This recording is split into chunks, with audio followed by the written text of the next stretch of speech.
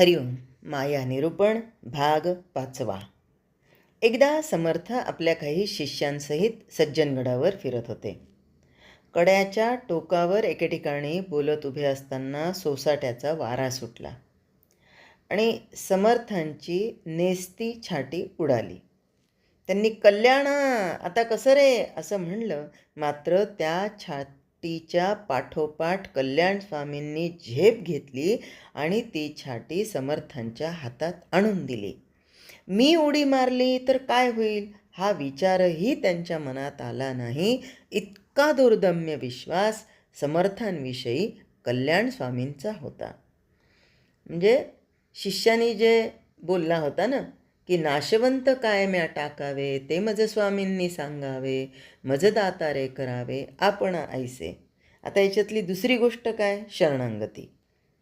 हे खूप मोठं अवघड प्रकरण आहे.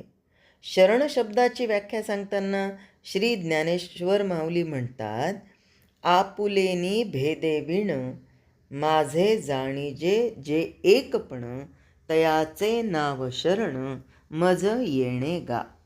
मी कुणी वेगळा आहे हा भाव तत्वतः जाणवता कामा नये, म्हणजे जाणवूच नाही, कारण या भावाने अहंकाराची वृद्धी होते.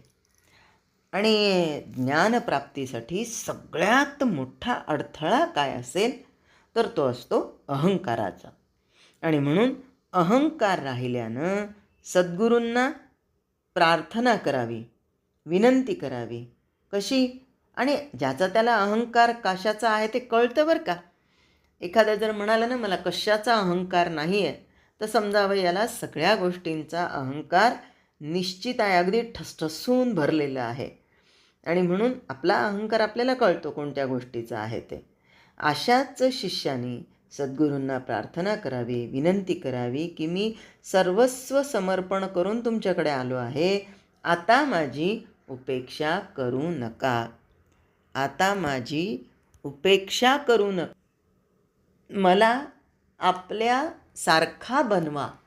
आणि यासाठी माझ्यातले जे काय षड्रिपू आहेत ते दूर करा.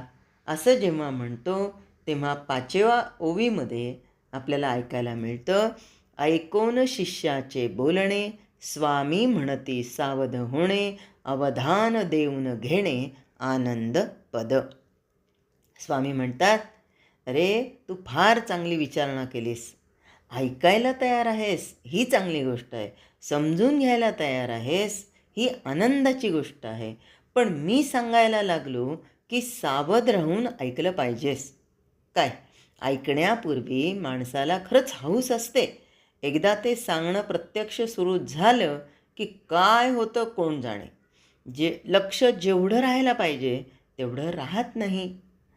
आता बघा, आपणच बघूया, आपण जेव्हा कधीतरी पहिल्यांदा कथा कीर्तन ऐकायला जातो, मोठ्या उत्साहाने जातो. अरे वा, आम्ही म्हणजे काय, आम्ही पारमार्थिक आहेत, आम्ही असं असं ऐकायला चाललो.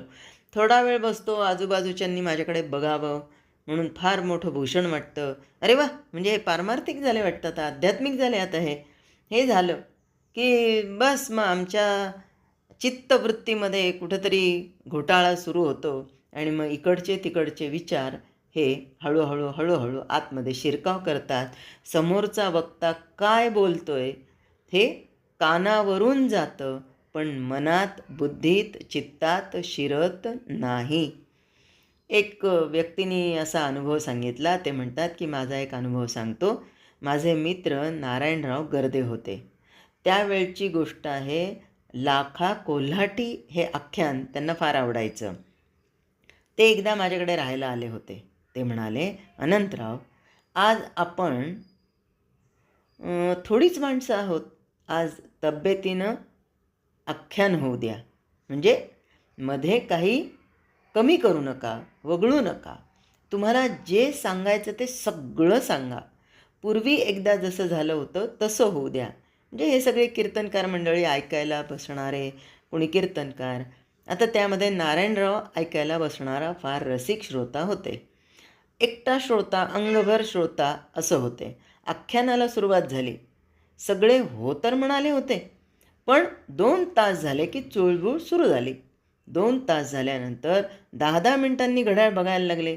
2 तास 10 मिनिट झाली, 2 तास 25 मिनिट झाली. मीच होतो म्हणून टिकलो, नाहीतर इतर वक्त्यांच्याप्रमाणे माझाही मूड जायचा.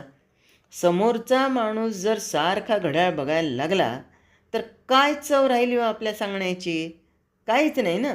ऐकायला आरंभ करण्यापूर्वी माणसांना हौस वाटत असते, वाटते, पण ते सोसत नाही. तेवढा काळ अवधान टिकलं पाहिजे ना. म्हणून समर्थ म्हणतायत की माझं आत्माराम हे प्रकरण ऐकायचं ठरवलं आहेस, आता सावधपणे ऐक. तू ऐकतो म्हणालास, पण सावधपणे ऐक. ऐकणं आणि सावधपणे ऐकणं यामध्ये फार फरक आहे बरं का. आपलं सगळं अवधान एकवटून सर्वांगाचं कान करून म्हणतात तसं ऐक. काय मौज आहे. द्यायचा घ्यायचा काही व्यवहारच नाही. शिष्य म्हणतो काय देऊ ते सांगा. गुरु म्हणतात अवधानपणे ऐक. खरं असंच आहे की प्रत्यक्ष काही द्यायचं घ्यायचं काहीच नसतं. प्रत्यक्ष काहीच घ्यायचंही नाही आणि द्यायचंही नाही आहे.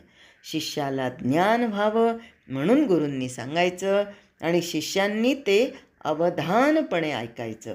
शिष्यानं काही टाकायचं नाही, गुरुला काही घ्यायचं नाही, बदलायचं काहीच नाही. मग तुम्ही म्हणाल मग बदलायचंच नाही तर मग ऐकायचं कशाला? तर बदलायचं काय?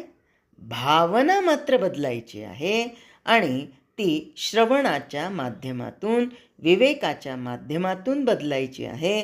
त्याच्याकरता बाहेरचं काही करावं लागत नाही. नाही असं नाही, पण ते फार प्राथमिक असतं.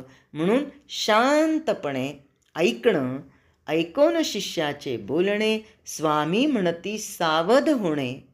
सावध कसं व्हायचं? इतर गोष्टी कोणत्या कानामध्ये जाऊच द्यायच्या नाही. वक्ता जे बोलतोय तेवढंच जर गेलं, त्याला अवधान देऊन घेणं असं म्हणतात. आणि हे ज्याला जमलं त्याला आनंदपद प्राप्त होतं. हरिओम. जय जय रघुवीर समर्थ.